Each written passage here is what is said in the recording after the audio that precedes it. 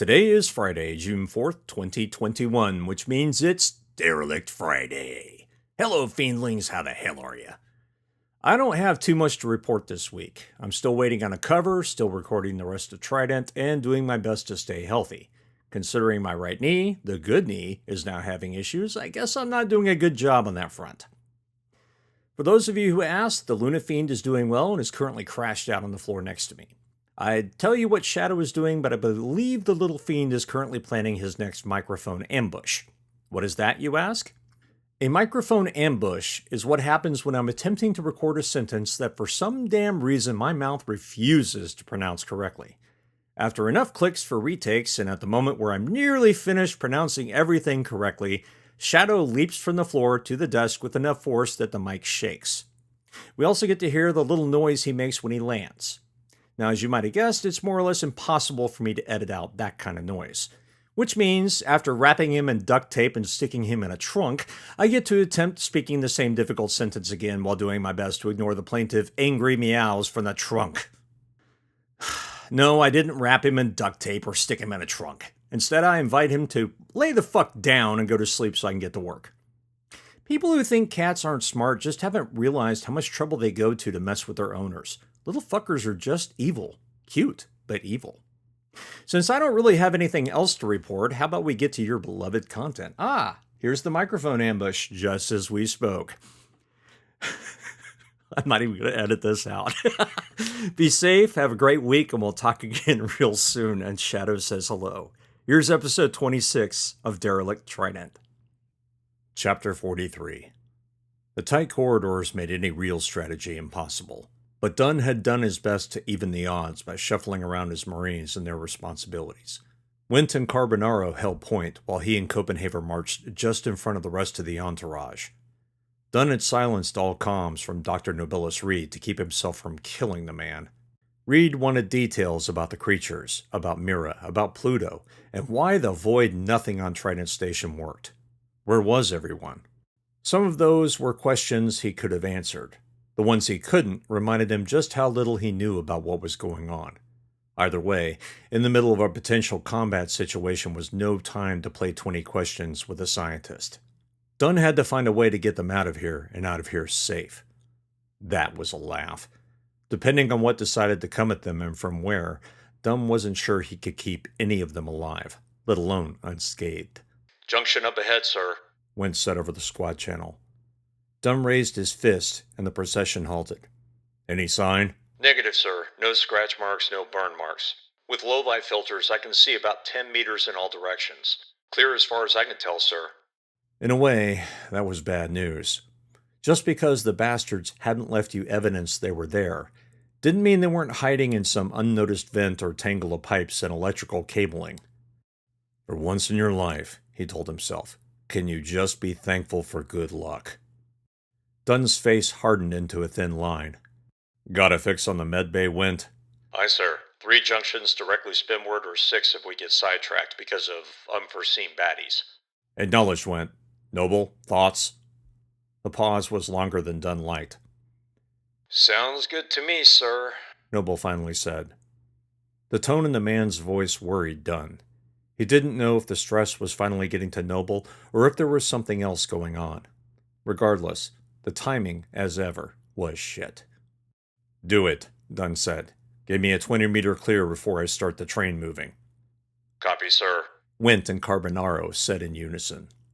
Dunn flipped over to Wint's cam feed and watched as Carbonaro kicked upward and disappeared inside the spinward shaft. Wint's view moved, and Dunn found himself looking into the yawning dark tunnel, the ambient light from Carbonaro's suit barely enough illumination to backlight her with a halo. Dunn switched cam feeds again, this time getting Carbonaro's. With the low-light filters enhancing the view, the few lumens her suit cast were enough to show him something he hadn't expected. Nothing. The creatures hadn't been here either. "Sir," Carb said. "I think we're good to go to the next junction. I'm 25 meters in and no bad guys." Copy, Dunn said, and switched to the general channel. We have 3 junctions to get through, and this is the first. Elliot, get ready to vacate your perch and help with the pod. "Aye, sir." Let's move out. Thankfully, they were still in microgravity. Repositioning Gunny's pod wasn't nearly as difficult as he'd feared, although Elliot did have to jump off. The scientists helped, and some of them, Dunn was shocked to see, actually knew how to use mag boots and used them well. He guessed maybe a year or two out at PEO had given them ample opportunity to learn, since they were all responsible for station maintenance. Were responsible, he corrected himself. Probably all that remained now of PEO was slag and carbon. 40 meters through the shadows to the next junction, and the time passed far too slow. Every step was a trudge consisting of flipping through multiple cam feeds, assessing positional weakness, and a scan of his HUD sensors. He suddenly missed Black. When they neared the final junction, Carbonaro's radiation sensor spiked. Still below redline, sir, but I think some of our friends are in the next tunnel. Or maybe between us and the med bay. Toss out a probe and see what you can see, Aye, sir, Carbonaro said. Through her cam feed, he watched her pop one of the probes from her belt. It spun and floated through the tunnel before engaging its propulsion. Carbonaro guided it the remaining 10 meters to the next junction before halting the probe. She slowly turned it to check each junction path. When the device finally oriented to find the last tunnel, Dunn took in a deep breath. The probe's light was set as low as it could go, but in total darkness. The glow was enough for the low-light filters to make out every detail. The conduits had been bathed in acid spittle or some other secretion. 2 nests, one in either upper corner near the hatch that led to the medical bay, pulsated like ominous hearts. The low-light filter was replaced with infrared, and Dunn wanted to scream. Inside each of the nests, hundreds, maybe thousands, of little beasties squirmed and battered against their alien womb. Keep it right there, Carbonaro, Dunn said. Copy. Wint, find me a path that doesn't have those fucking things. Aye, sir. Carbonaro, Dunn said, you keep an eye on that probe. Aye, sir. Dunn exhaled deeply. They hadn't seen any evidence of the creatures until they were practically at the medbay. Not a good sign. If they'd infiltrated just beyond the hatches, chances were good they had already found a way in. Apart from the humans still living, those that had managed to find safe harbors behind atmosteel hatches, he'd no doubt everyone else had either died from decompression, been consumed by the creatures, or... He licked his lips. The "or" might be the things in the corners, the pulsating webs looking as though they were built into chest cavities of something organic, something like a human being. A new probe feed appeared on Dunn's HUD, and he maximized it. Instead of descending, Wint piloted his probe upward and to the next deck. The low-light filters kicked on, and the probe's single light came to life with a glow so dim it was nearly invisible. The probe finally passed through the junction, and the first of the 3-deck tunnels came into view. The probe's rad meter immediately spiked. A starfish, its body large enough to block the tunnel, pulsated in the near darkness. The low-light filters picked up sparkles as stray photons hit the creature's carapace. Dunn held his breath, waiting for the creature to attack the probe and the delicious light it craved. But the creature didn't move. What is it doing? Wint asked. It's almost like it's breathing. Dunn swallowed hard. Turn on the infrared filter. It took a little over a second for Wint's eyes to adjust and for his mind to make sense of what he was seeing. Lloyd wept, he heard Wint say. The starfish's appendages were folded, their taloned ends perforating the atmosteel and giving it stability as it clung to the bulkhead. Through the infrared, the radiation emanating from its organs lit the creature with fiery reds. The excess radiation also painted its surroundings in outlines and shadows. Just above the creature's highest talon, something pale stuck out from beneath the starfish's body. The fuck is that? Wint breathed. Get closer. A long second later, the probe moved in. Dunn pulled up the low-light feed and superimposed it over the infrared feed so he could see more detail. Scratches, rents, burns.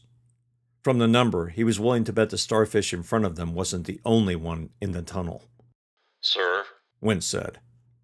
Dunn snapped his eyes away from the bulkheads and once again focused on the starfish. He blinked before he saw what Wint had. The probe, a mere 5 meters from the creature, rendered the scene in high definition, and it was impossible to mistake once you saw it. The pale material jutting out from beneath the creature were 4 fingers. For a moment, he forgot to breathe. The starfish had pinned a human being to the tunnel wall, secured itself and its prize to the steel, and now pulsated like a beating heart. Dunn modified the probe feed's visibility, locking it down so that only he, Went, and Carbonaro could see it. He considered adding Elliot, but decided it was best to keep the information as close as possible. He wanted the Marines focused on their charges, not the hazards around the corner.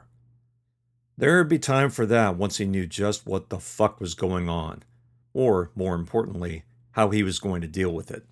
Went, give me another meter and drop height about half a meter. Aye, sir.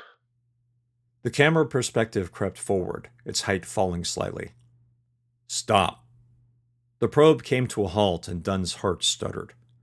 The creature's folded appendages had blocked their view, but no longer. He saw a suited leg visible between the gaps, and a shredded boot. Void. Wept, Dunn finished for him. At least he had a pretty good idea of how the starfish reproduced. Or one way, he corrected himself. Pin a body, cover it in webbing, and, shove its eggs or whatever down a human's throat? Dunn felt sick to his stomach. Went, you're capturing all this? Aye, sir. The Marine sounded more in control. Dunn nodded to himself. We need another probe. He reached into his pouch and palmed one of his own. Once he tossed it ahead of him, he pinged Went's block. Went, take control of this one. I'm going to keep an eye on the starfish. Find us another way out of here, and do it fast. Aye, sir. The two exchanged probes, and Dunn took control over the feed focused on the starfish and his prey. He locked the feed to his block and hissed through his teeth. After a moment, he moved the probe laterally so it skated across the opposite side of the tunnel. Once the probe was a little less than 2 meters away, he brought it to a halt before lowering it to the deck. Steeling himself, he moved the probe upward. No longer in profile, he could see the creature's pulsing back and its quivering arms. What hadn't been visible from the profile, however, was the other human leg. The boot was intact, and from what Dunn could see, so was the rest of the suit. Did you kill them first? He wondered aloud. Sir? Went's voice said over the comms. Dunn blinked and flicked his eyes to Went's probe feed. The low-light filters showed a clear tunnel that ended in a large hatch. Dunn grinned. He opened his mouth to give Went orders when his eyes finally absorbed the scene. The bulkheads leading to the hatch had gashes and slashes across the outmost steel, but no webbing and no massive sources of radiation. It was probably as clear a way out as they'd find. Okay, Went, move that probe right up to the hatch. I want... His voice broke off as he noticed movement on the probe cam feed. The creature's radiation pulses had increased in frequency, but there was something else too. The human fingers were moving. Dunn shivered, his body crawling with horror. Whomever the creature had trapped was still alive. The pulses grew faster. Dunn didn't know what it meant, and that was reason enough to get the fuck out of here and fast. Went, give me some intel on that hatch. Aye, sir, the Marine said, although the probe was already making its way at a pretty good clip. Dunn mentally cursed himself. Let the man do his job, trust the man to do his job. The probe came to a halt less than a quarter meter from the hatch. The radiation readings didn't change. He flipped over to the squad channel. Listen up, people. We're sending you a path to follow. If something goes wrong, this is our readout. Questions? No one said a word. Good. Noble, get us moving. Went, stand guard. Carbonaro, you're going to be the 6 after the group passes. Keep an eye on those nests. Aye, sir, the trio said in unison. Dunn gave Went a moment to begin clearing the path and refocused his attention on the probe feed covering the starfish. Its body pulsed near 120 beats per second, a rapid human heart rate. The ambient radiation around the creature rose hundreds of sieverts in the space of a second. The fingers of the trapped human being flexed rapidly, the unseen wrist twisting, the knuckles straining until the fingers looked more like arthritic claws. They shook briefly and then stopped. The creature's rapid pulses slowed. A moment later, it detached from its meal and glided away. He waited a few beats before turning up the probe's lights to focus on the human remains. The face was unrecognizable. The features seemingly melted, transforming the mouth into a gaping hole in the middle of burned and twisted flesh. What features remained, including the eyes and forehead, were locked in a rictus of insufferable pain and fear. He killed the lights and switched to radiation levels only. Inside the body, thousands of tiny lights glowed.